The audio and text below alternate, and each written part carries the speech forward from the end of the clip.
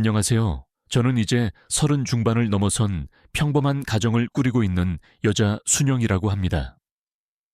예전에는 늘 이렇게 남들은 평생 한번 겪을까 말까 한 자신만의 신기하고도 기막힌 경험을 사연으로 소개하는 이 채널에 저 역시 제 이야기를 꼭 한번 보내보고 싶다는 생각을 막연하게 했었어요.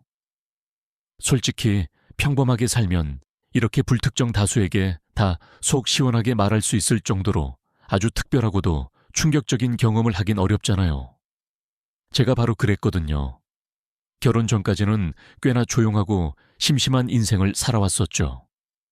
그런데 지금으로부터 몇 년 전 정말 누가 들어도 입이 떡 벌어질 만큼 놀랄 만한 끔찍한 경험을 하긴 했어요.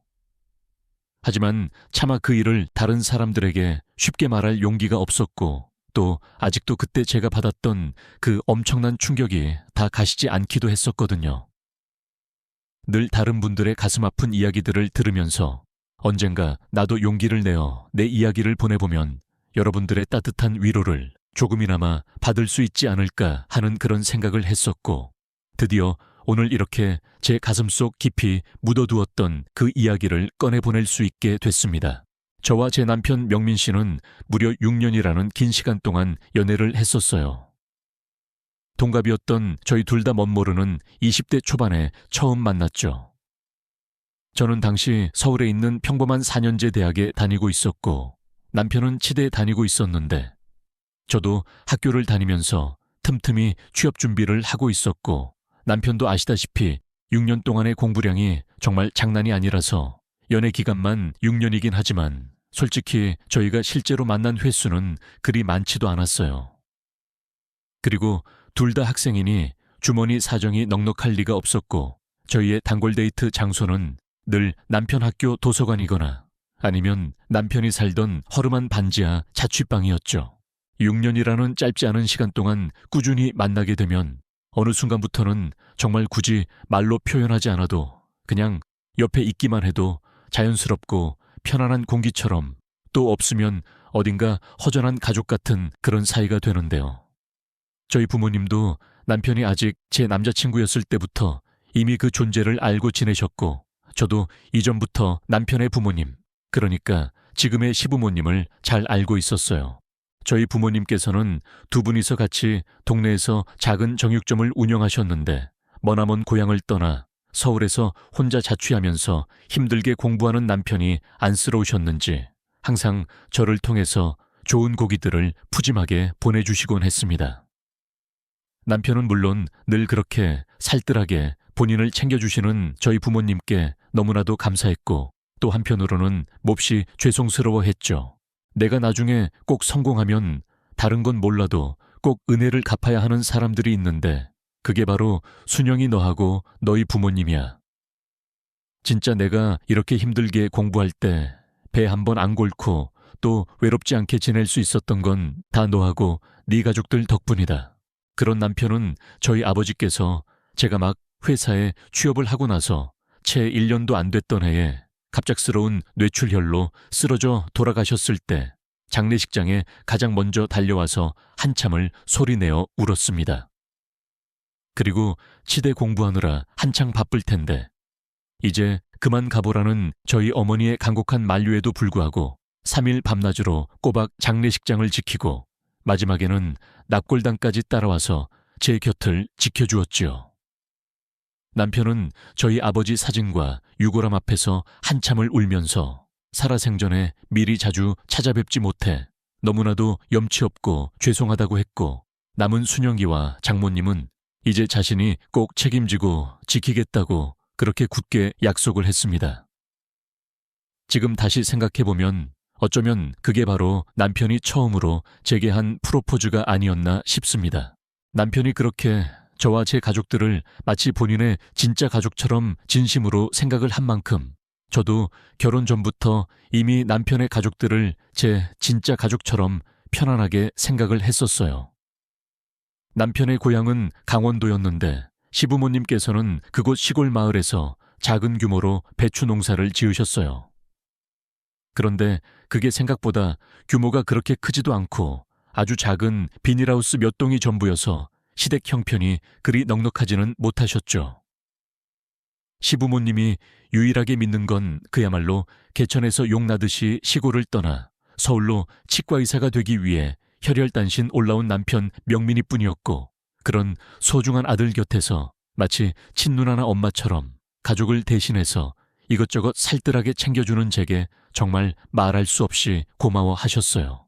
저희가 연애 3년째 접어들었을 때쯤 남편이 고향에 내려가는데 혹시 부모님께서 저를 한번 만나보고 싶어 하시는데 괜찮으면 같이 내려가지 않겠냐고 조심스럽게 물었을 때 저는 처음으로 남편의 본가로 함께 내려가서 시부모님을 정식으로 뵙게 되었죠. 아이고, 아니 글쎄 몇 달 전에 내가 서울 올라가서 우리 명민이 자취방에 한번 불쑥 들렀었는데 이 녀석 냉장고에 맛있는 제육볶음 재워놓은 게 한가득 들어있는 거야.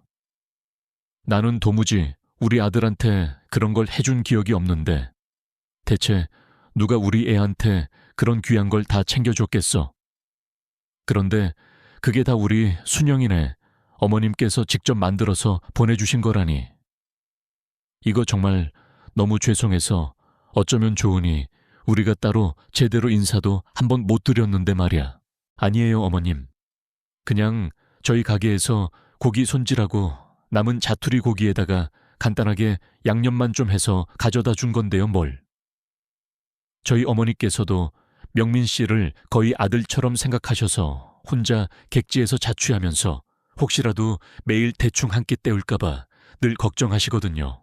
나랑 우리 명민이 엄마가 명민이 저놈 서울로 대학 보낼 때부터 혹시 얘가 거기 가서 먹을 거 제대로 못 챙겨 먹으면서 힘들게 공부만 할까봐 그게 제일 큰 걱정이었거든. 그런데 우리 아들이 대체 무슨 재주로 공부하면서 이렇게 참하고 예쁜 아가씨를 다 만났을까? 우리가 정말 순영이 너 덕분에 밤에 다리 쭉 펴고 편안하게 잠을 잔다 얘. 아이고, 아버님도 참. 순영이 회사 다니면 아무래도 명민이 보필하는 것도 지금보다 더 안정적으로 잘할 수도 있고. 잘됐네. 잘됐어. 시부모님은 저를 마치 남편의 수호천사라도 되는 것처럼 생각하셨어요.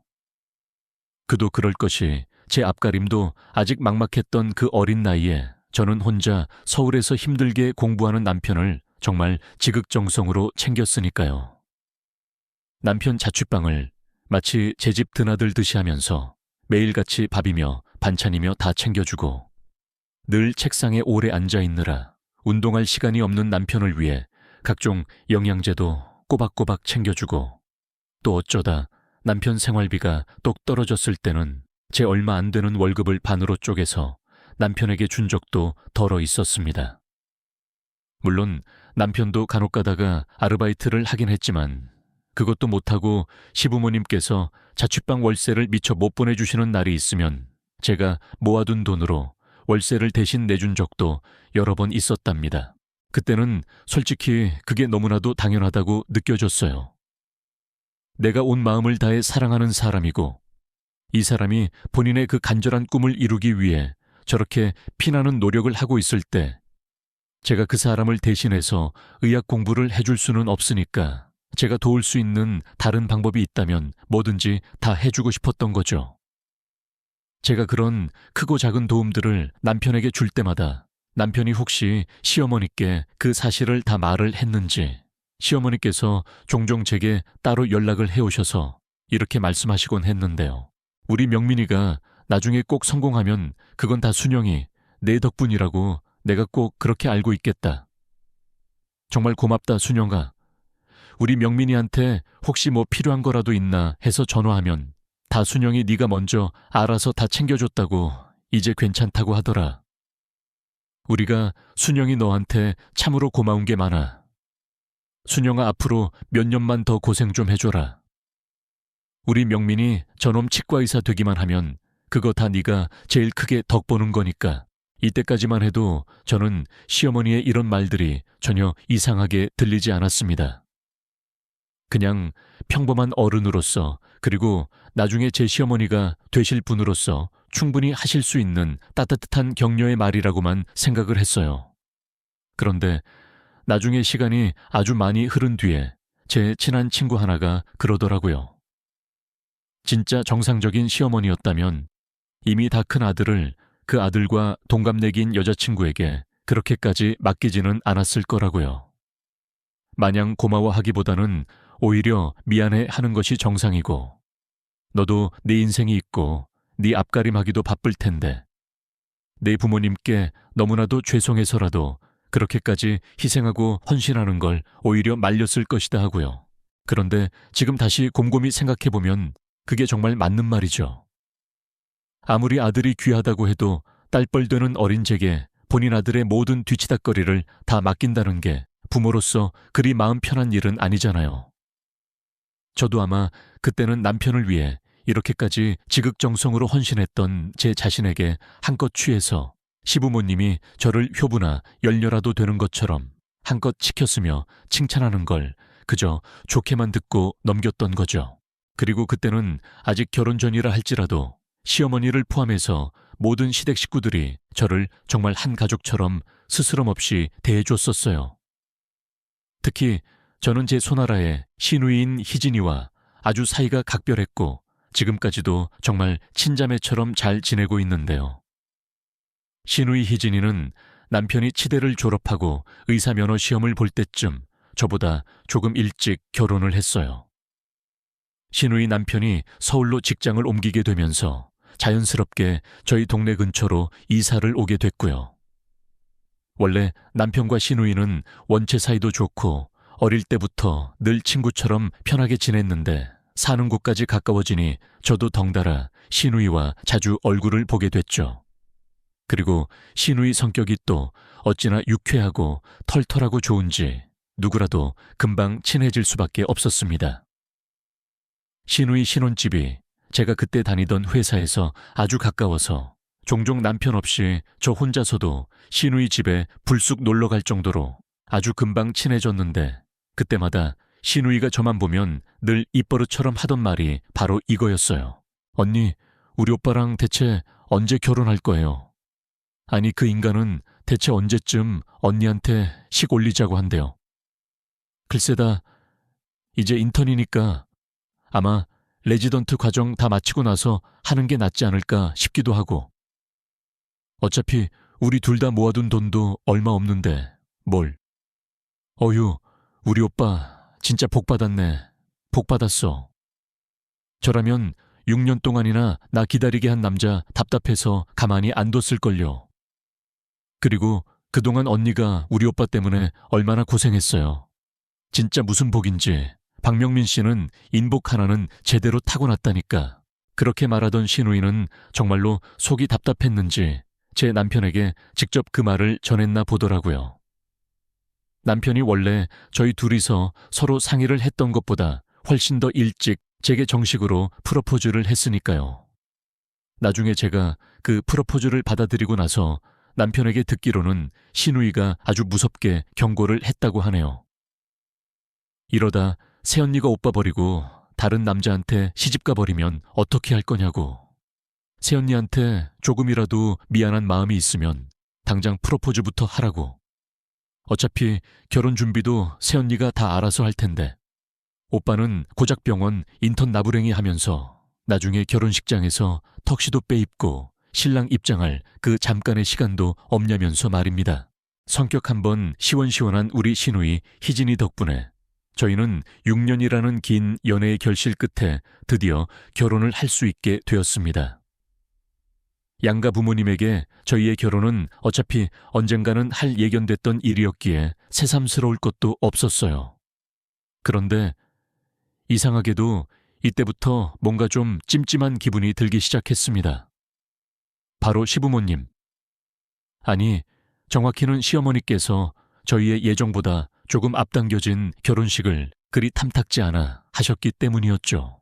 결혼 소식을 정식으로 알리러 시댁에 내려간 자리에서 시어머니께서는 아니, 우리 명민이가 아직 제대로 모아둔 돈도 하나 없을 텐데 그냥 지금처럼 같이 살기만 하다가 조금 더 경제적으로 자리 잡으면 그때 가서 식 올려도 전혀 늦을 것 없다고 생각한다. 아직 둘 다 30도 채 안 됐는데 뭐가 그리 급하냐 하고 말씀하셨어요. 그때는 그냥 저희를 걱정하는 마음에 하시는 말씀이겠거니 하고 저도 남편도 어머님 아버님 너무 걱정 마세요.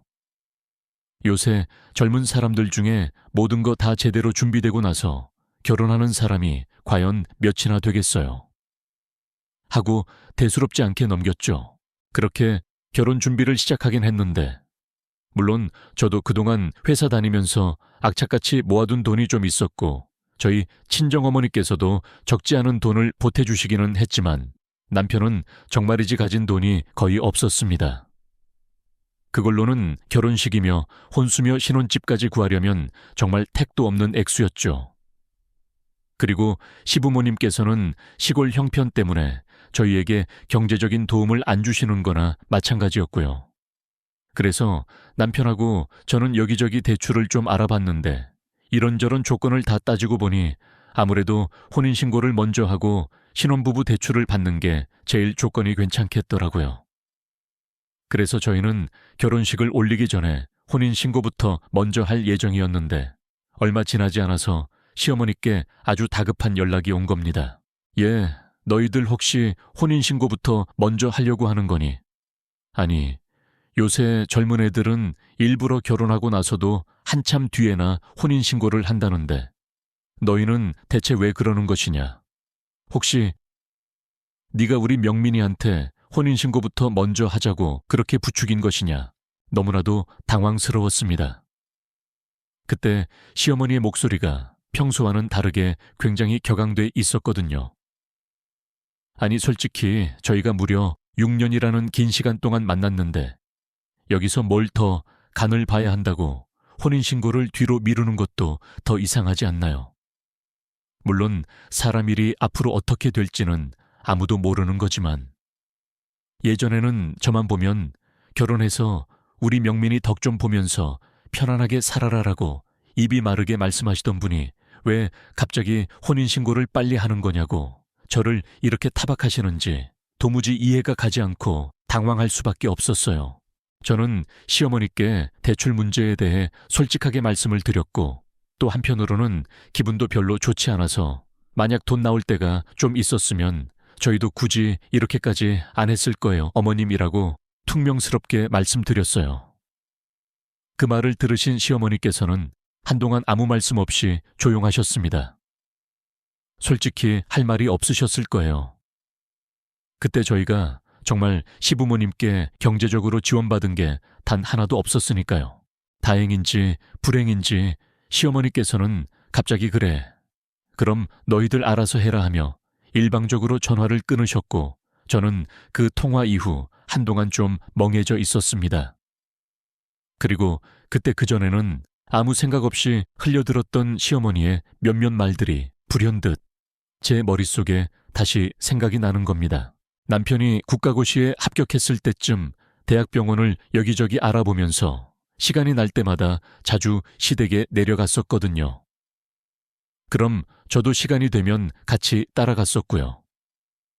그런데 제가 시댁에 갈 때마다 늘 한결같이 반갑게 맞아주시던 시어머니께서 어느 날부터인가 제게 그런데 우리 순영이 너는 안 바쁘냐? 어째 우리 아들 얼굴 보는 것만큼이나 네 얼굴도 자주 보는 것 같다라고 넌지시 말씀하셨던 때가 몇 번 있었어요. 그때는 옆에 계시던 시아버님께서 허허 예비 며느리 얼굴 시간 될 때마다 이렇게 자주 보는 게 좋은 거지. 멀리 살아서 결혼하고 나서도 자주 못 볼 텐데 뭘 그래. 라고 하셔서 그냥 그러려니 하고 넘어갔었거든요.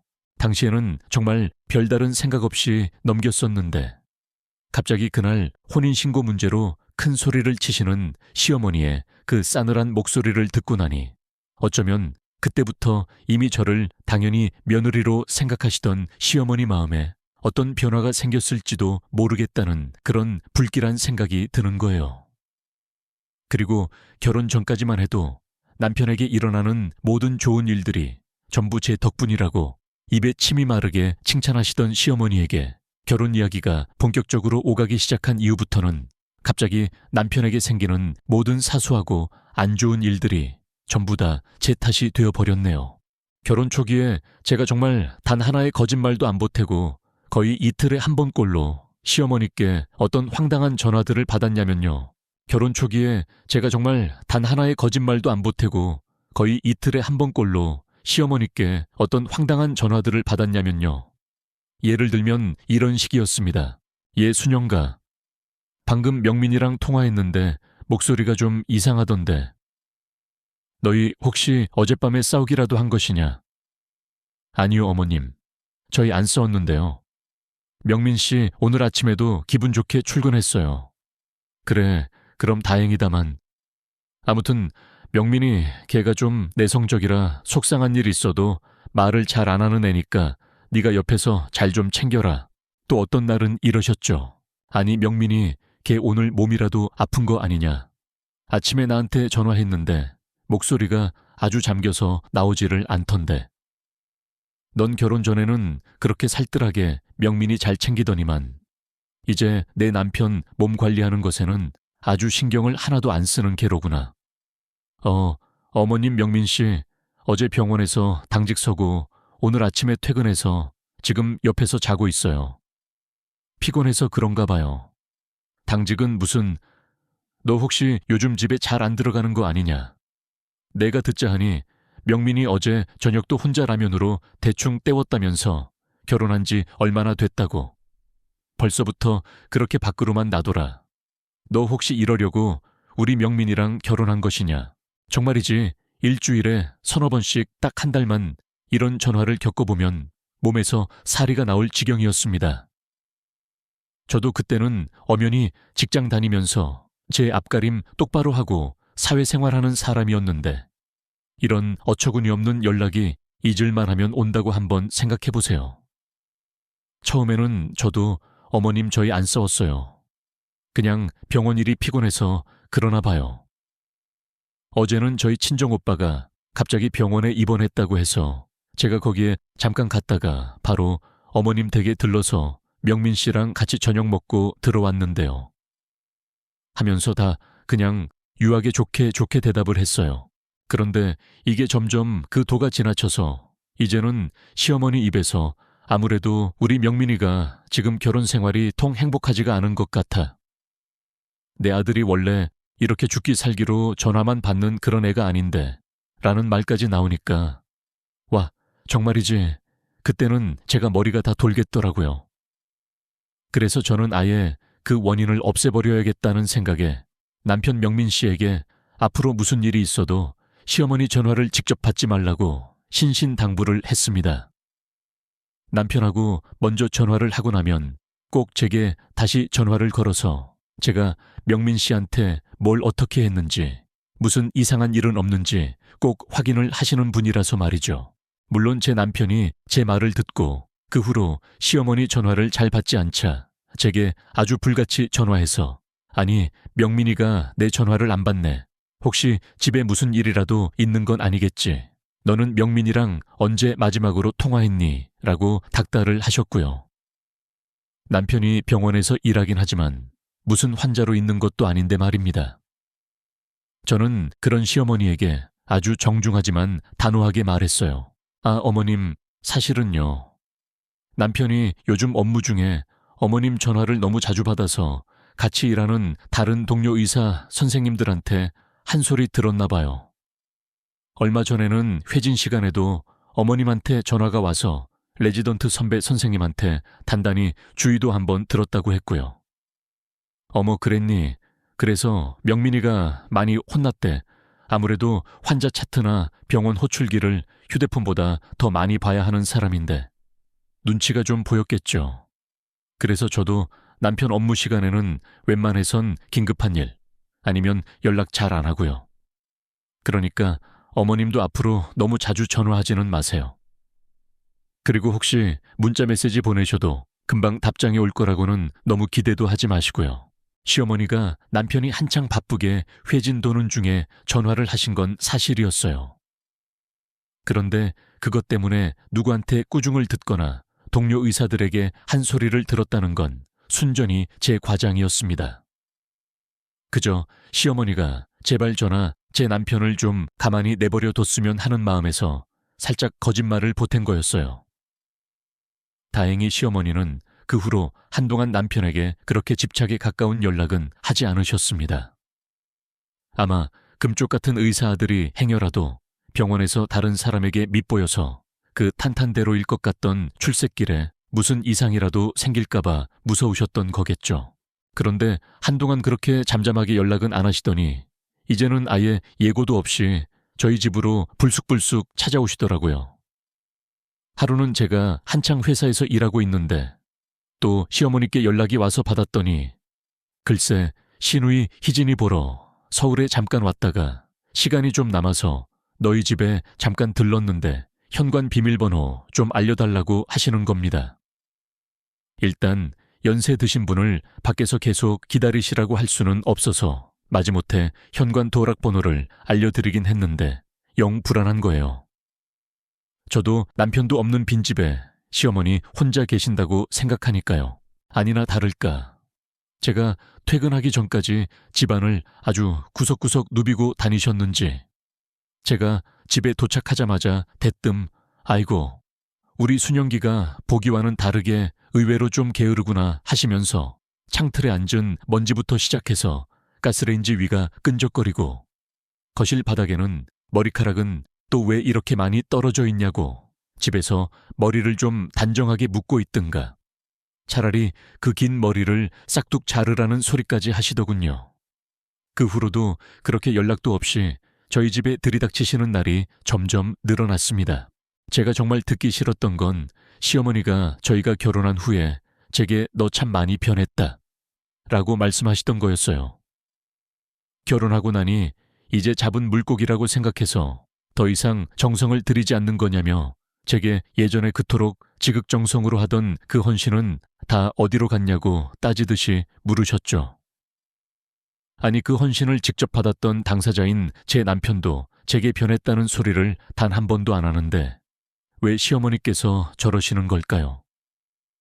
남편이 한창 의대생으로 돈도 없고 힘든 지원이 필요할 때는 그거 대신 옆에서 묵묵히 다 해주는 저를 그리도 예뻐하시고 칭찬하시더니 이제 그 아들이 어엿한 의사가 되어 더 이상 제 서포트가 필요 없어지니까 알아서 좀 떨어져 나가라고 일부러 저를 이렇게 괴롭히시는 거잖아요. 남편은 그런 시어머니의 태도를 그저 치과의사 아들 둔 부모로서 괜한 욕심이 과해지셔서 요즘 좀 오만해지신 것 같다. 우리 엄마도 별 수 없는 한국 엄마다 하면서 늘 제게 미안해했습니다. 그래서 중간에서 시어머니가 직접 제게 뭐라고 하시려고 하면 어떻게든 막으려고 노력도 하고 제게도 웬만해서는 시어머니 연락도 받지 말라고 하더군요. 본인이 알아서 다 한다면서요. 근데 아무리 그래도 그렇게 대놓고 직접 찾아와서 저를 들들 볶고 갈구는 시어머니는 대체 어떻게 해야 했을까요? 저는 아들 집이라는 명목으로 매번 연락 하나 없이 불쑥불쑥 쳐들어오시는 시어머니를 막기 위해 결국 지원군을 불렀습니다. 바로 저희 친정어머니하고 시누이 희진이었어요. 시누이는 워낙 성격도 털털하고 말도 직설적으로 해서 시어머니가 좀 애를 먹으시는 상대였거든요. 희진이가 저희 집에 같이 있으면 아이고 우리 엄마 또 시작이네 또 시작이야 하면서 딸인 희진이가 오히려 시어머니에게 잔소리를 했었고요. 그래서 시누이가 있는 날에는 제가 한결 마음이 편했어요. 시어머니가 제게 뭐라 한 소리 하시려고 슬슬 시동을 거시면 옆에 있던 시누이가 아, 엄마 좀 그만 좀 해. 그런 건 엄마 아들한테나 시키라고 하면서 그 시동을 바로 꺼줬으니까요. 그리고 저희 친정어머니는 제가 매번 시댁이 멀면 뭐하냐고 한 달에 한 번 볼까 말까 한 친정엄마보다도 더 가까이 사는 것도 아닌 시어머니 얼굴을 훨씬 더 많이 본다. 고 우는 소리를 하자. 그럼 다음부터 시어머니가 오시는 날에는 엄마를 불러라. 아무리 그래도 사부인이 댁에 와 계시면 좀 불편해서라도 일찍 가지 않겠냐 하고 말씀하시더라고요. 그래서 저는 진짜로 시어머니가 또다시 저희 집에 예고 없이 쳐들어오신 날 어머님, 저희 어머니도 마침 오늘 저희 집에 오시기로 했는데요. 곧 도착하실 거예요 라고 하면서 저희 어머니를 집으로 불렀습니다. 그렇게 몇 번 저희 집에서 저희 어머니를 직접 마주치시고 나서는 예전보다는 저희 집에 덜 오시더라고요. 이렇게 시어머니는 저희 부부를, 아니 정확히는 치과 의사인 제 남편을 어떻게든 본인의 통제에 두고 싶어 하셨고, 저는 그 통제를 방해하는 아주 눈엣 가시 같은 방해물 취급을 하셨죠. 남편이 레지던트 과정을 거의 다 마치고 다른 병원으로 옮길 때가 되어서 가려고 하는 병원 목록을 작성하고 한참을 고민을 했는데, 저는 그냥 한 명의 아내로서 또 부부로서 이런저런 조건을 다 따져보면 아무래도 이 병원이 가장 나은 것 같다. 당신 전임 교수님도 이곳을 강력하게 추천하지 않았냐고 했거든요. 남편도 어차피 제가 말한 그 병원을 제일 1순위로 생각을 하고 있었는지 제 말에 선뜻 동의를 하더군요. 그런데 그 얘기를 또 어떻게 전해 들으신 건지 시어머니께서 대뜸 제게 전화를 해서 버럭 역정을 내시는 겁니다. 얘, 너는 왜 우리 명민이를 네 마음대로 그렇게 좌지우지하려고 하는 것이냐.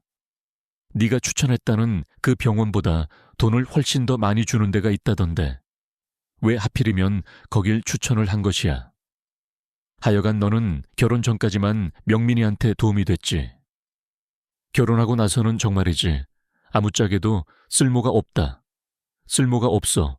참나, 시어머니가 말씀하신 그 병원은 연봉을 많이 준다고 해도 그건 초봉일 뿐이고, 남편도 저도 이미 다 따져보고 알아본 결과 다른 곳이 나중에 연봉 협상에도 훨씬 더 유리하고, 또 병원 위치도 그렇고 여러모로 저희가 더 낫다고 생각해서 제외했던 곳이었거든요. 그런데 시야가 좁으신 건지 아니면 그저 초봉 액수만 보고 그러시는 건지, 네가 지금 내 아들 앞길을 가로막고 있다며 길길이 역정을 내시는 시어머니께 저는 이제 더 이상 긴 말도 하고 싶지 않아서, 그럼 제가 병원 리스트랑 각 병원별 조건들을 다 정리해서 보내드릴 테니 어머님께서 한번 직접 꼼꼼하게 따져보시고 결정하시라고 했습니다. 직접 한번 보시고 직접 한번 분석해 보시라고요. 그리고 진짜로 그 자료들을 전부 휴대폰으로 전송해 드렸어요. 며칠 동안 아무런 연락이 없으시더라고요. 아마 머리가 좀 아프셨을 겁니다.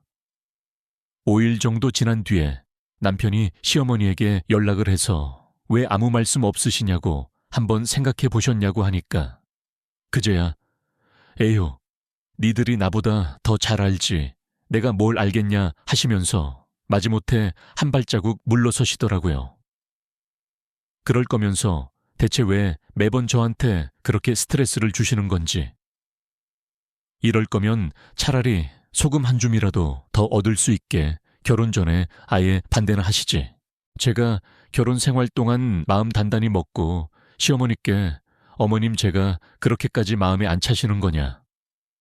고 결혼 전에는 그렇게 잘해 주시다가 왜 갑자기 저한테 이렇게까지 심하게 하시는 이유가 대체 뭐냐.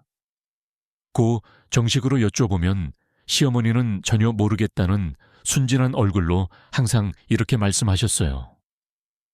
내가 언제 너를 마음에 안 들어 했냐고. 그냥 네가 결혼 전이랑 후가 너무 달라서 그런 것뿐이다.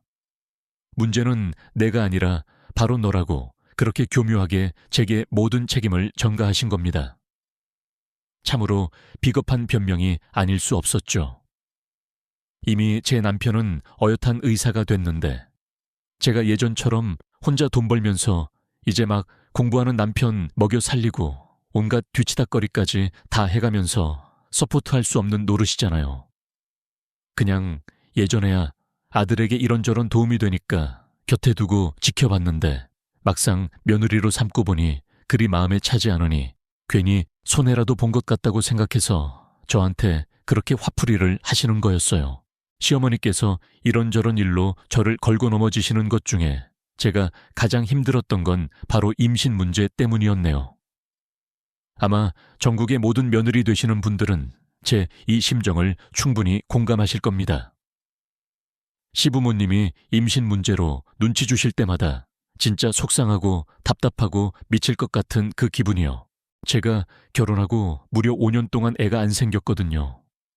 물론 저도 남편도 주기적으로 병원에 가서 검사를 받아서 저희 둘 다 몸에는 아무런 이상이 없다는 건 이미 잘 알고 있었고, 저희가 임신을 딱히 일부러 미룬 것도 아닌데 이상하게 아기 소식이 없더군요. 그래도 저희는 그리 급하게 생각하지 않으니 그냥 하늘의 뜻에 맡기고 천천히 기다려보자 고진감래라고 하지 않느냐. 이렇게 어렵게 기다리다가 생기는 아이일수록 우리 부부에게는 더욱더 특별한 의미가 될 거라고 하면서 서로를 그렇게 다독이며 지냈어요. 그런데 결혼하고 2년 차가 슬슬 지나면서부터 시어머니께서 본격적으로 임신 문제로 저를 들들 볶기 시작하셨거든요. 이미 첫째 조카가 3살이 다 되어가던 시누이 희진이와 저를 시시콜콜 비교하시면서, 아니 혼인신고는 그렇게 번갯불에 콩 볶아 먹듯이 식 올리기도 전에 하더니 왜 정작 중요한 애는 그렇게 늦게 갖는 것이냐 고 온갖 듣기 싫은 소리를 다 하셨어요. 그런데 정말 웃긴 건 막상 제가 그렇게 기다리고 기다리던 정말 귀한 임신을 했다는 소식을 들으셨을 때는 시어머니의 반응이 너무나도 미적지근했다는 거예요. 그냥 뭐 축하한다, 장하다 이런 기본적인 말은 아예 기대도 안 했지만 대뜸 저한테 너 근데 올해 나이가 35인데 너무 노산 아니냐 이런 소리만 하셨네요. 저는 그전에 이미 건강검진에서 나이는 비록 35이라도 신체 나이는 그것보다 훨씬 더 젊게 나왔었고, 또 산부인과에서도 임신하는 데는 아무런 문제가 없다고 했다고 너무 걱정 마시라고 했어요. 그랬더니 시어머니께서 뭐라고 하시는 줄 아세요? 그래, 건강해서 참 좋겠다 라고 딱 한마디 하시더라고요. 그 후에도 남편이 시어머니께 전화를 드려서 제 몸 상태나 임신에 대한 이런저런 이야기를 하면 왠지 듣기 싫어 하시는 것 같고 자꾸만 다른 얘기를 꺼내시는 것 같더라고요. 그 당시 시누이 희진이가 저보다 2달 정도 일찍 임신을 해서 둘째를 가졌었는데 처음에는 이미 시누이의 임신 소식을 먼저 듣고 좀 무덤덤해지셨나 보다 하고 생각했지만, 아무리 그래도 제가 처음으로 가진 아이인데 너무나도 듣고 싶지 않아 하시는 것 같으니 제 기분이 좀 이상했어요. 그런데 정말로 이상했던 건 제가 임신 5개월 정도 되었을 때 저희 집으로 배달된 의문의 상자 하나였습니다. 분명 시댁에서 온 것이었는데 그 택배 상자에 든 건 다름 아닌 아주 귀한 한약 한제였어요. 처음에는 시어머니께서 귀한 아들 몸보신이라도 하라고 보내셨나 보다 하고 생각했는데 택배 잘 도착했냐고 전화를 하신 시어머니께서는 그 보약이 바로 저를 위해 특별히 지은 거라고 하시더군요. 명민이한테 들어보니까 너 요새 통입맛도 없고 살도 많이 빠졌다면서 임산부가 살이 디룩디룩 붙어야지 그렇게 살이 빠지면 쓰겠니? 그거 입맛도 돋우고 그 자궁에도 아주 좋고 또 피를 맑게 해준다고 하니까 매일 한 봉지씩 공복에 꼭 챙겨 먹어라. 내 시아버지 오랜 친구분이 아주 효과가 좋다고 적극 추천한 한의원에 가서 특별히 지은 거니까 한 봉지도 빼놓지 말고 싹 다 먹어야 한다. 어머님 이런 귀한 걸 다 이런 거 안 보내주셔도 되는데 정말 감사합니다 어머님. 정말 잘 먹겠습니다. 아니다 얘. 내가 그동안 경황이 없어서 너한테 일찍 못 보내주고 이제서야 겨우 챙겨서 보내주네. 조금 느끼긴 했지만 그래도 늦은 만큼 아주 귀한 우리 손주 가진 것이니 음식 잘 챙겨 먹고 그 한약도 꼬박꼬박 잘 챙겨 먹어서 아주 건강하고 예쁜 아이 낳으렴. 정말 꿈인가 했습니다. 제가 살다 시어머니께 이렇게까지 지극정성인 챙김을 다 받을 줄이야. 물론 지금 이 이야기를 듣고 계신 여러분들 중에는 시어머니의 이런 행동이 뭔가 좀 수상하다고 생각하시는 분들도 분명 계시겠죠. 그런데 그때 당시에는 지극히 상식적이고 또 평범하게 생각을 하면 시어머니가 임신한 며느리에게 다른 나쁜 꿍꿍이가 있다는 게 오히려 더 이상한 일이잖아요. 저는 그래서 차마 혹시라도 하는 그런 나쁜 생각은 전혀 하지 못하고 그저 정말 감사히 잘 먹고 꼭 건강하고 예쁜 아이를 순산해야지 하는 그런 생각만 했어요. 그래도 임신했을 때는 특히나 한약 같은 건 아주 조심해서 가려 먹어야 하잖아요. 그래서 남편 명민 씨가 시어머니께 다시 전화를 드려서 이거 순영기가 지금 임신했는데 정말 그냥 먹어도 되는 거냐? 고 혹시라도 따로 의사 선생님 처방을 받고 지어야 하는 건 아닌 거냐고 조심스럽게 여쭤봤어요. 그랬더니 시어머니께서는 아주 괜찮다고 체질 같은 거 전혀 상관없이 그냥 임산부들 몸보신하는데 두루두루 먹는 그런 약이라고 안심하고 먹으라고 하셨습니다. 걱정하던 부분은 어느 정도 해결이 되긴 했지만 사실 제가 원래 한약을 정말 잘 못 먹고 그 약자의 특유의 역한 냄새를 아주 기겁을 하거든요. 예전에 수험생일 때 저희 부모님이 몸에 좋다고 비싸게 지어준 한약도 거의 안 먹고 가방 안에 넣어두고 다니다가 결국 그게 안에서 다 새어나와서 터지는 바람에 큰 사단을 낸 게 바로 접니다. 그래도 이게 평생 살면서 몇 번이나 오는 기회도 아니고 그 까다로우신 시어머니께서 제 생각해서 특별히 보내주셨다니 억지로라도 꾸역꾸역 먹어보려고 시도는 했어요. 하지만 정말 딱 한 번 한 봉지를 겨우 입에 머금었다가 바로 다 뱉어버린 후로는 도저히 그 고약한 냄새조차 제대로 맡을 수가 없는 거예요. 시어머니가 주기적으로 저한테 연락을 하셔서 약은 잘 챙겨 먹고 있냐, 몸은 좀 괜찮으냐 하고 물으시면 잘 먹고 있다고 꼬박꼬박 대답은 하긴 했지만 사실은 처음 한 봉지를 딱 한 입 먹고 버린 뒤에 나머지 수많은 봉지들은 단 한 번도 제대로 까보지도 않았어요. 제 남편도 그 한약 냄새를 한번 맡아보고는 이건 진짜 사람이 먹을 게 못 된다고 혀를 내두를 정도였으니 임신 중이라 후각이 예민해진 임산부가 그걸 잘 먹기는 정말 힘들었죠. 그런데 그때는 정말이지 차마 코를 막고도 맡을 수가 없었던 그 고약하고 역한 한약 셔애가 훗날 저와 제 뱃속에 있는 아이의 목숨을 살릴 아주 결정적인 단서가 될 거라는 걸 그때의 저는 감히 그 누가 상상이나 했겠어요. 그 고약한 냄새 때문에 도저히 삼킬 수가 없었던 그 한약. 시어머니의 성화에 마지못해 딱 한 모금 입에 머금었다가 바로 다 뱉어버린 후 저는 그 한약 상자를 식탁 한 구석에 그대로 밀쳐두고 까맣게 잊고 지냈습니다. 그런데 그때는 정말이지 상상조차 할 수 없었죠. 그저 냄새 한번 고약하다고만 생각했던 그 한약이 저와 제 뱃속의 아이 그리고 제 시누이 희진이의 목숨까지 위협하는 끔찍한 독이 될 수도 있었다는 것을요. 그 문제의 한약을 받고 나서 몇 주 정도 시간이 흘렀을까요? 마침 시누이 희진이가 저희 집에 놀러 온 날이 있었습니다. 사는 곳도 그리 멀지 않아서 예전부터 자주 놀러 왔었는데 희진이가 둘째를 임신하고 입덧이 심해진 이후로는 한동안 모두 다가 오랜만에 저희 집에 온 거였거든요.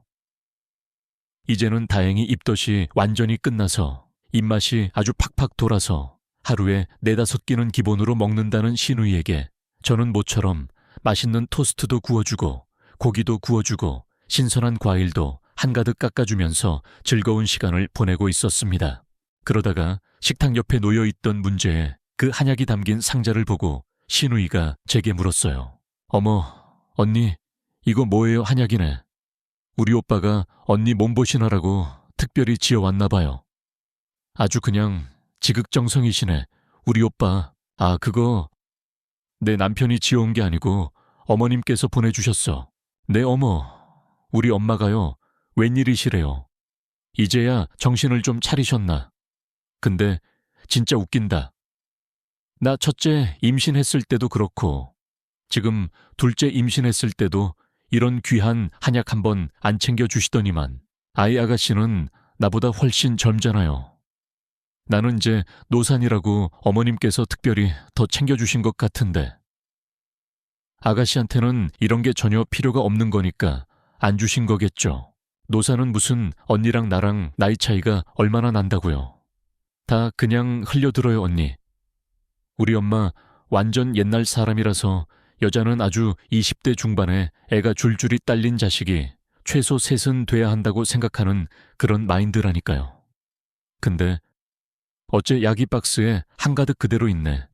이거 받아서 먹은 지 얼마 안 됐나 봐요. 아니, 사실은 보내주신 지는 한참 됐는데 내가 도저히 역해서 못 먹겠더라고. 일단 어머님한테는 매일 잘 챙겨 먹고 있다고 말씀드리긴 했는데 아가씨, 이거 우리 둘만의 비밀이에요. 막상 힘들게 지어서 보내주셨는데 안 먹었다고 하면 또 얼마나 서운해하시고 뭐라고 하실 거예요. 걱정 마요 언니. 제가 입이 얼마나 무거운데요. 말 안 해요. 근데 대체 얼마나 맛이 끔찍하길래 언니가 이렇게 한 봉지도 제대로 못 먹고 다 남겼어요.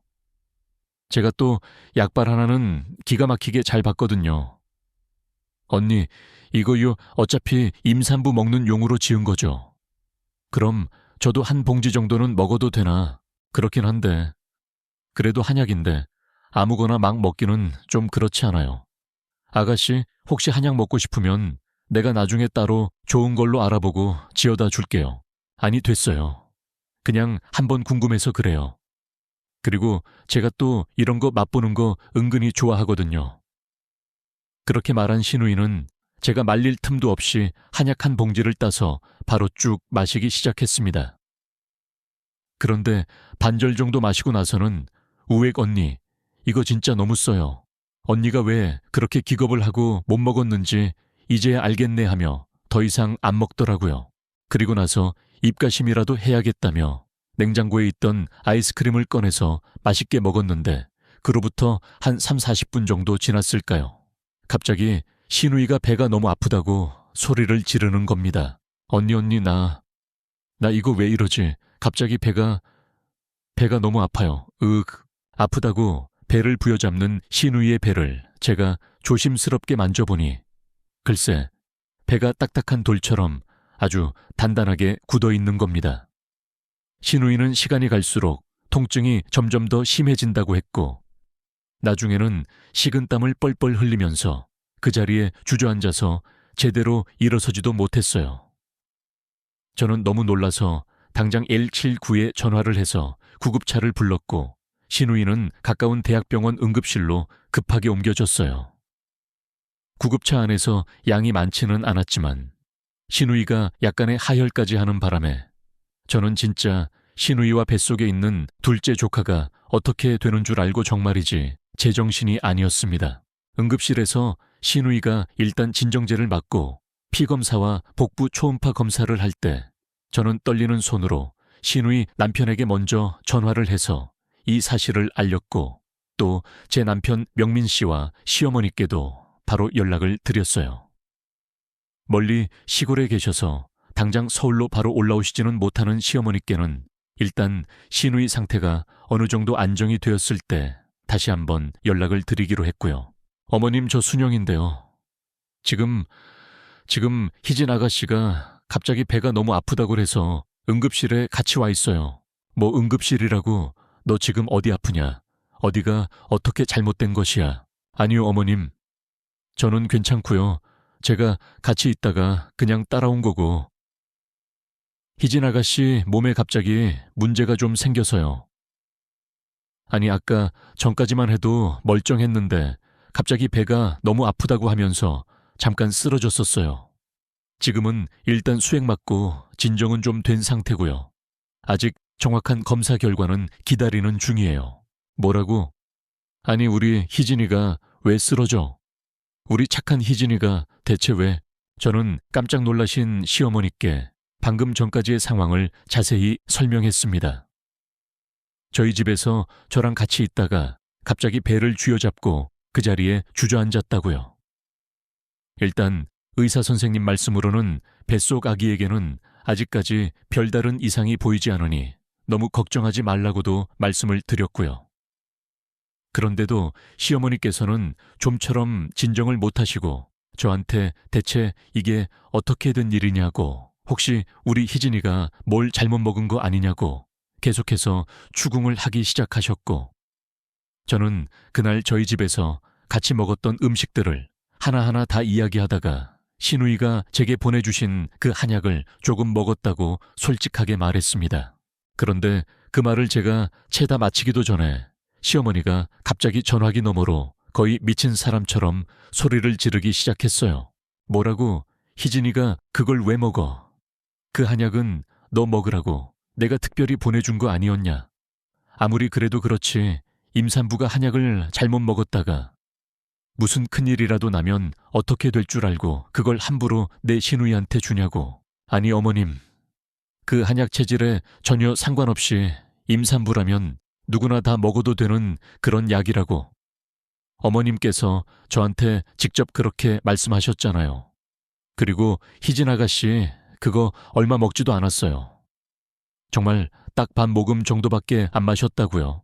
얼마나 먹었든 지금 그게 중요한 게 아니고 그게 대체 어떤 약인 줄 알고 그걸 함부로 내 시누이한테 먹으라고 줘. 아유, 정말 어떡하면 좋으니 어떻게. 그때 제 등골이 아주 오싹해지는 것을 느꼈습니다. 방금 전까지만 해도 며느리인 제게는 체질에 전혀 상관없으니까 아무 걱정 말고 그냥 다 먹으라고 하시던 그 한약을 갑자기 시누이가 좀 먹었다고 하니까 그게 대체 어떤 약인 줄 알고 함부로 먹은 것이냐며 거의 경악을 하시는 시어머님의 그 반응이 너무나도 이상하잖아요. 저는 그때 어쩌면 그 한약이 정말로 무언가 문제가 있을 수도 있겠다는 그런 불길한 생각이 들기 시작했습니다. 그래서 저는 시어머니에게 아주 조심스럽게 물었어요. 어머님, 그 한약이 대체 어떤 약인데요? 뭐가 말이니 하고 여쭤보시는 게 아니라 그 한약이 대체 어떤 약이길래 어머님께서 그렇게까지 당황하시는 건데요. 어머님 대체 저한테 뭘 보내주신 거예요?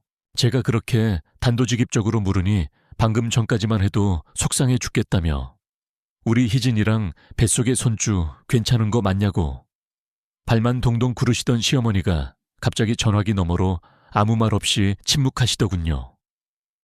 그러더니 갑자기 한약이 그냥 한약이지 그게 무슨 소리냐 했고 지금 당장 내가 서울로 올라갈 테니까 희진이가 입원해 있는 병원 주소나 빨리 문자로 찍어서 보내두라 하고는 일방적으로 전화를 뚝 끊어버리셨어요. 솔직히 이때까지만 하더라도 저는 완전한 확신은 하지 못했습니다. 너무나도 끔찍하고 말도 안 되는 상상이잖아요. 정말 만약에 그 한약이 문제였다면 시어머니가 해코지를 하려고 했던 건 다름 아닌 저였는데 말이죠.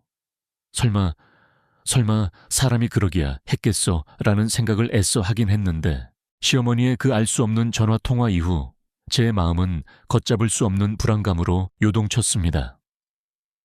그 한약 분명 무언가 아주 큰 문제가 있는 것이 틀림없었습니다. 저는 애써 침착하려 했지만 손이 덜덜 떨리는 것을 멈출 수가 없었어요.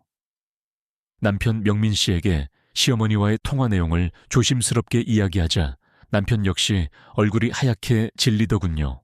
몇 시간 뒤 다행히 시누이 희진이는 안정을 되찾아 일반 병실로 옮겨졌습니다. 의사 선생님께서 희진이의 병실로 찾아와 검사 결과를 설명해 주셨습니다. 산모님과 뱃속 아기에게는 현재까지 특별한 이상은 보이지 않습니다만 산모님 피검사 결과 자궁 수축과 함께 심한 복통을 일으켰을 수도 있는 특정 성분이 미량 검출되었습니다. 오늘 드신 음식 중에 혹시 평소와 다르거나 의심 가는 음식이 있으셨는지요? 희진이가 그날 아침부터 쓰러지기 직전까지 먹었던 음식들을 하나하나 나열하기 시작했습니다. 저는 혹시나 하는 마음에 희진이가 미처 그 한약에 대해서는 생각하지 못하고 음식 이야기만 하고 있을 때 제가 먼저 입을 열었습니다. 아가씨, 아까 우리 집에서 한약도 한 모금 마셨잖아요. 혹시 그것 때문은 아닐까요? 아, 맞다. 언니네 집에 있던 그 한약 임산부한테 아주 좋다는 그 한약도 제가 반 모금 정도 마셨어요. 제 말을 들은 의사 선생님은 옆에 서 계시던 시어머니, 그새 병원에 도착해 계셨습니다를 향해 물었습니다. 시어머니께서는 애써 태연한 척 아무것도 모른다는 표정을 짓고 계셨죠. 어머님 혹시 그 한약에 어떤 약재들이 들어갔는지 아십니까? 며느님께서는 임산부라면 체질에 상관없이 누구나 다 먹어도 되는 약이라고 들었다고 하시던데요. 시어머니는 제 말을 들은 의사 선생님이 자신을 향해 묻자 대답을 바로 하지 못하고 잠시 눈을 이리저리 피하는 게 아니겠어요. 그러더니 이내 기억이 잘 안 난다며 오히려 큰 소리를 치는 겁니다. 아이고, 원장님, 제가 그걸 일일이 어떻게 다 기억을 하겠어요. 제가 직접 약을 지은 것도 아니고, 그리고 분명히 그 약 지어준 한의원 선생이 이건 체질 같은 거 전혀 상관없다고 임산부면 누구나 다 먹어도 되는 아주 좋은 약이라고 신신당부를 했단 말입니다. 그러니까 제가 우리 며느리 준 그 한약 때문에 우리 희진이가 이렇게 됐을 일은 절대 없어요. 똑똑히 알아들으시겠어요. 하지만 저는 그때 시어머니의 그 불안한 눈빛을 놓치지 않았습니다. 저는 단도직입적으로 시어머니를 추궁하기 시작했어요. 근데 어머님, 아까 저랑 전화 통화하실 때는 희진 아가씨가 그게 어떤 약인 줄 알고 함부로 먹은 거냐고 저한테 버럭 화를 내셨잖아요. 혹시 희진 아가씨가 먹으면 절대 안 되는 그런 위험한 성분이라도 들어있어서 저한테 그렇게까지 역정을 내신 거 아니에요. 제 말에 침대에 누워있던 희진이가 깜짝 놀라 소리쳤습니다. 내가 먹으면 안 되는 약이라고.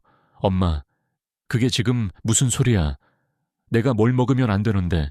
엄마, 빨리 제대로 말해봐. 나 정말 아까 죽을 뻔했단 말이야.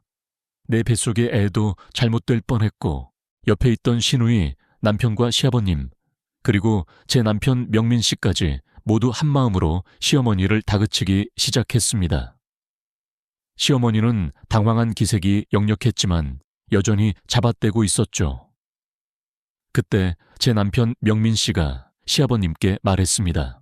아버지, 어머니께서 순영기한테 보내주신 그 한약 아버님 친구분이 잘 아시는 약방에서 지은 거라고 하셨죠. 그럼 지금 당장 그 친구분한테 전화하셔서 그 약방 연락처 좀 알려달라고 하세요. 저희가 직접 그 한의원에 전화해서 물어보면 될 거 아니에요. 아이, 참 얘가 왜 이렇게까지 일을 크게 만들어. 뭘 그렇게까지 샅샅이 다 알려고 하는 것이냐. 내 엄마가 아니라고 하면 좀 그냥 아닌 줄로만 알고 있지. 남편이 시아버지에게 바로 약방 연락처를 알려달라고 하자 시어머니가 거의 경기를 일으키듯이 펄쩍 뛰시는 게 아니겠어요. 그리고 시아버지께서 정말로 주머니에서 휴대폰을 꺼내시자 그걸 거의 빼앗아 들기까지 했습니다. 이미 그 행동 하나만으로도 그 한약에 분명 무언가 아주 큰 문제가 있다는 걸 스스로 증명한 거나 마찬가지였죠. 병실 안에 있던 모든 가족들이 이제는 한마음으로 시어머니를 추궁했습니다. 당장 사실대로 말하라고 대체 무슨 짓을 한 거냐고 계속해서 몰아붙였죠. 그러니 나중에는 시어머니가 아예 시누이가 누워있던 침대 가장자리에 풀썩 주저앉아서 거의 울기 직전의 표정으로 저희를 바라보시는 거예요. 그런 시어머니를 보면서 제 남편 명민 씨가 깊은 한숨을 내쉬면서 다시 한번 낮은 목소리로 말했습니다. 엄마, 어차피 저희가 그 약방에 전화 한 통만 해보면 바로 다 알 수 있는 일이니까 괜히 나중에 일 더 복잡하고 크게 만들지 마시고 그냥 여기서 솔직하게 다 말씀하세요. 얼른요. 네 사람 속 터져서 미치게 하지 마시고 제발 좀 빨리 말씀 좀 해달라고요. 좀. 아이고, 그만 좀 해라. 그만 시끄러워 죽겠다. 정말 시어머니는 거의 악을 쓰듯 소리쳤습니다.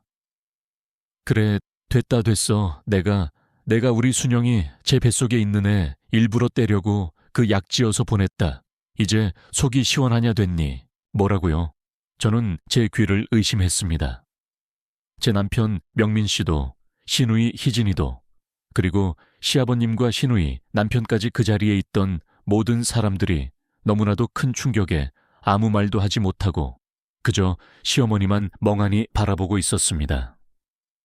제 배를 가리키며 그 안에 있는 제 아이를 일부러 없애려고 했다는 그 끔찍한 말을 태연하게 내뱉는 시어머니를 보면서 저는 온몸에 소름이 오소소 돋았습니다. 시어머니는 저희에게 한의원에서 위장병에 아주 좋은 약재가 하나 있는데 그게 옛날부터 임산부가 잘못 먹으면 유산을 할 만큼 치명적이라고 그래서 아주 큰일이 날 수도 있다고 하던 게 있었다고 했습니다. 그래서 그걸 제게는 임산부에게 아주 좋은 보약이라고 거짓말을 하고 속여서 보낸 뒤 제가 그걸 아무 의심 없이 다 먹고 뱃속의 아이가 자연스럽게 유산되기를 간절히 기다렸다는 겁니다. 이 끔찍하고도 잔인한 계획의 이유를 차마 안 물어볼 수가 없었는데 제 남편이 거의 울부짖듯이 당신 정말 제정신이야. 아니, 대체 왜 이런 끔찍한 짓까지 한 거냐고 하고 묻자 시어머니는 아주 태연하게 이렇게 말했습니다. 너 순영이 제 막 임신했을 때쯤 내 고모뻘 드는 내 오랜 친구 미숙이가 나한테 연락이 왔었어.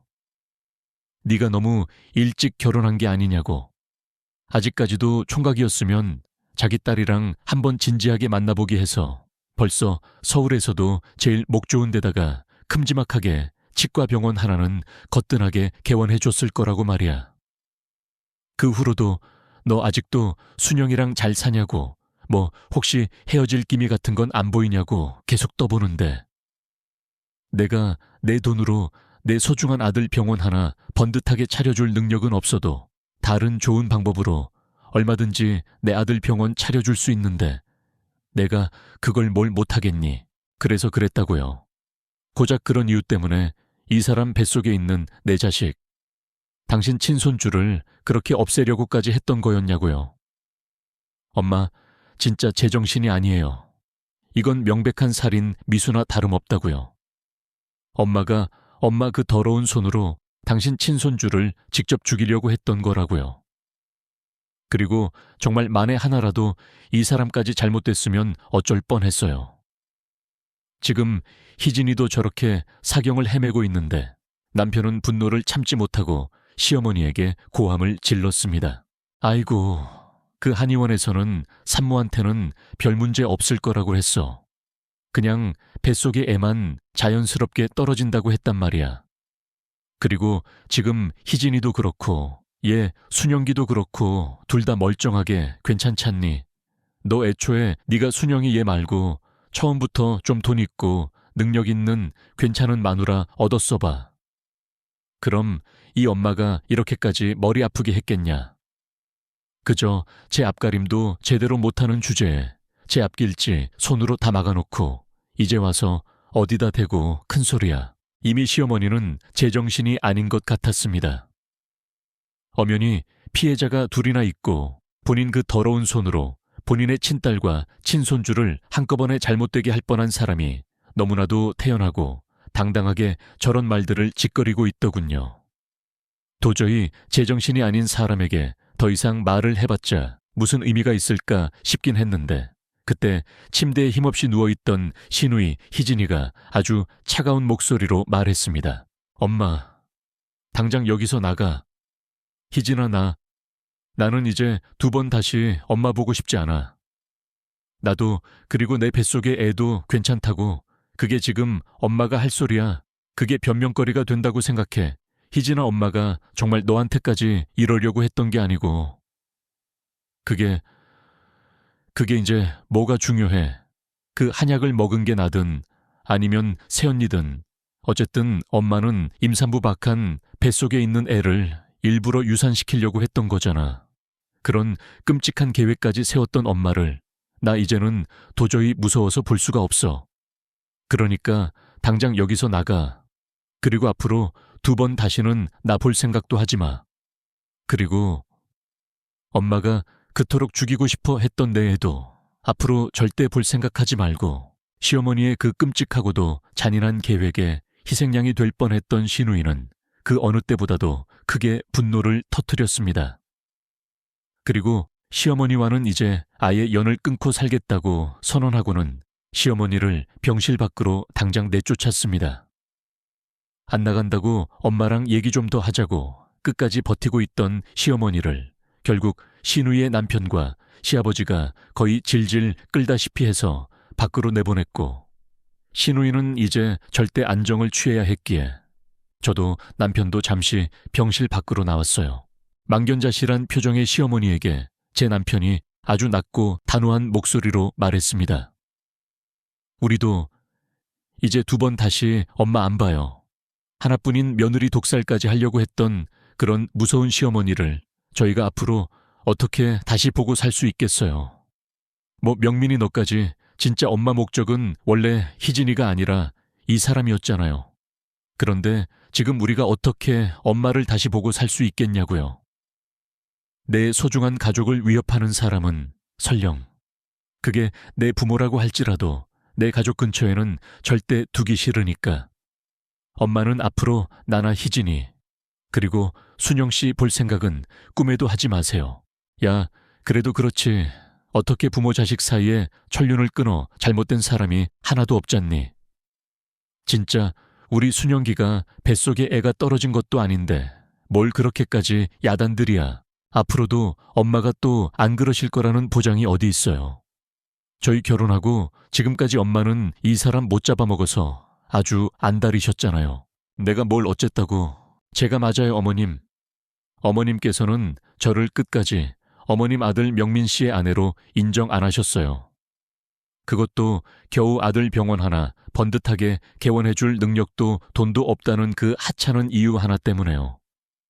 그런데 어머님 명민 씨가 그 어렵다는 의사 면허 따기 전까지 제가 그 사람 옆에서 무슨 일을 했는지 그건 벌써 다 까맣게 잊어버리셨나 봐요.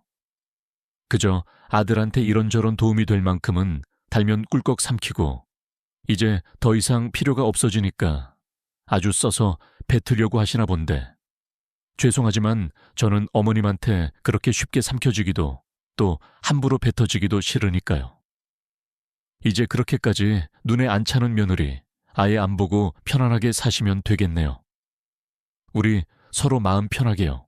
저희는 남편의 팔을 붙잡고 늘어지는 시어머니를 힘겹게 떼어내고 그대로 병원을 나섰습니다. 다행히 시누이 희진이와 뱃속의 아기에게는 더 이상 큰 문제가 없었고 이틀 정도 입원했다가 무사히 퇴원을 했습니다. 저도 그 문제의 한약을 아예 안 먹은 게 아니고 딱 한 모금 정도는 먹었었기에 혹시나 해서 정밀 검사를 받아보았지만 다행히 아무런 문제가 없었고요. 그 끔찍했던 날 이후 저희 가족에게는 많은 변화가 있었습니다. 시누이 희진이는 그날 시어머니에게 했던 말처럼 시어머니의 모든 연락을 그야말로 칼같이 무시하고 받지 않았습니다. 심지어 저희 시어머니가 어떻게 알았는지 희진이가 입원했던 병원으로 몇 번이나 찾아왔었지만 희진이는 면회조차 거부하고 문전박대를 했죠. 나중에는 시어머니를 피해서 아예 본인의 시댁으로 잠시 가서 몸조리를 하기도 했습니다. 물론 저희 집에도 시어머니는 몇 번이나 찾아왔었지만 저희 부부 역시 만나주지 않았습니다. 시어머니가 제게 따로 연락을 해서 정식으로 사과를 하고 싶다고 하셨지만 저는 그럴 필요 없다고 단호하게 거절했습니다. 어차피 그 사과를 제가 진심으로 받아들일 생각도 전혀 없다고 괜한 짓 해서 서로 힘만 빼지 마시라고 딱 잘라 말했네요.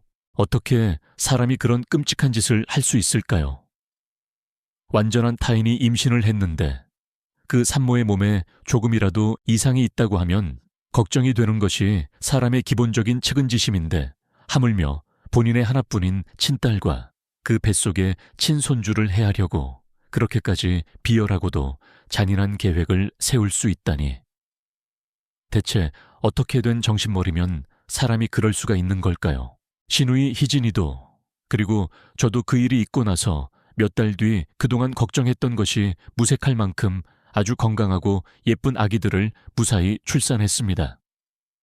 하지만 그때도 역시 시어머니에게는 그 어떤 연락도 하지 않았습니다. 혹시라도 저희 시아버지께 저희가 출산한 병원이나 산후조리원을 알려드리면 시어머니가 또 어떻게 알고 귀신같이 쫓아오실까봐 시아버지께도 끝까지 비밀로 하고 나중에 아기 사진만 몇 장 보내드렸어요. 놀랍게도 그 후로 벌써 2년이라는 시간이 흘렀고 저희는 지금까지 단 한 번도 시어머니를 안 보고 살고 있습니다. 솔직히 이제는 시어머니라고 부르고 싶지도 않네요. 그 여자라고 칭하겠습니다. 처음에는 이 기막힌 일을 저희 친정어머니께서 아시면 너무 속상해하시고 충격받으실까봐 차마 말씀을 못 드렸는데 저희 오빠가 새언니에게 이 사실을 말하고 또 새언니가 저희 어머니에게 알리는 바람에 결국 제가 아들을 낳고 산후조리를 하고 있을 때쯤에는 다 들통이 나고 말았어요. 저희 어머니는 당장 그 여자를 경찰에 고소를 해야 한다고, 이건 명백한 살인 미수나 다름없다고 길길이 날뛰셨고, 그 마음이야 제가 100번 1000번 이해를 했지만 저는 애써 어머니를 말렸습니다. 이미 그 여자는 본인의 그 한참이나 잘못된 행동으로 인해 아들인 제 남편과 딸인 희진이 이렇게 두 자식을 한꺼번에 다 잃은 것이나 마찬가지라고, 어쩌면 경찰에 고소당해서 감옥에 수감되는 것보다도 훨씬 더한 벌을 이미 받은 것이나 다름없으니 그냥 이쯤에서 조용히 넘어가자고 간신히 설득을 했어요. 그리고 그 벌을 받은 그 여자는 지금까지도 어떻게 해서든 저희에게 용서를 받기 위해 홀로 외롭고 처절한 춤을 추고 계십니다. 잊을만 하면 저희에게 연락을 하고 또 불쑥 집으로 찾아오시기도 하지만 저도, 그리고 시누이 희진이도 완전히 모르는 사람인 척, 없는 사람인 척 하고 있습니다. 지난번에는 제 남편 명민 씨에게 혹시라도 당신은 어머님이 신경이 쓰이면 그래도 어머니니까 한 번은 뵙고 오라고 제가 조심스럽게 말을 건네보긴 했는데, 남편은 본인 어머니가 그토록 해하려던 존재가 당신 뱃속의 아이일 뿐만 아니라 그 아이는 곧 자신의 아이이기도 했다면서 이건 아무리 세월이 많이 흘러도 절대로 용서할 수 없는 일이라고 아주 단호하게 말하더군요. 저는 제 몸이라서 그동안 더 많이 화가 나고 더 예민하게 굴었던 거지만 남편 역시 본인의 소중한 가족을 위협했다는 그 사실 하나만으로도 아주 단단히 마음을 먹은 것 같았어요. 그럴 수밖에 없겠죠. 아무리 가족이라고 할지라도 세상에는 결코 용서할 수 없는 일이 있기 마련이니까요. 앙금은 언젠가 눈 녹듯이 다 녹아 없어질 수도 있다고 하지만 저는 아마 그 여자에 대한 마음속 깊은 원망과 두려움이 제 평생 결코 사라지지 않을 것 같아요. 왜냐하면 그런 끔찍한 일이 있었다는 게 다 거짓말인 것처럼 하루가 다르게 무럭무럭 예쁘게 커가는 제 아들을 볼 때마다 하마터면 제가 이렇게 예쁜 내 아들을 영영 잃어버렸을 수도 있었다는 그런 아찔한 생각이 들면서 오히려 그 여자에 대한 원망과 분노가 시간이 갈수록 점점 더 커지고 있었거든요. 그리고 그 이야기를 얼마 전에 시누이 희진이에게 했더니 제 말에 100%, 아니 200% 공감을 하더군요. 제 친한 친구들에게도 차마 쉽게 꺼내지 못했던 이 가슴 아픈 이야기를 오늘 이렇게 후련하게 다 하고 나니까 제 속이 조금은 편안해지는 것 같습니다. 제 무겁고 답답했던 사연을 많은 분들에게 이렇게 다 쏟아낸 만큼 제 마음속 응어리가 조금이라도 풀려서 그 끔찍했던 사건이 이제는 그저 아픈 과거이고 이미 다 지나간 일이 되어서 저희 가족에게는 더 이상 아무렇지도 않았던 일이 되었으면 정말 좋겠습니다. 제 긴 이야기를 끝까지 들어주셔서 정말 감사합니다. 이제 막 꽃이 피기 시작하는 아름다운 봄날, 소중한 가족들과 함께 즐겁고 좋은 추억 많이 만드시길 바랍니다. 그리고 세상의 모든 어머니와 아이들이 늘 건강하고 행복하기를 진심으로 기도하겠습니다.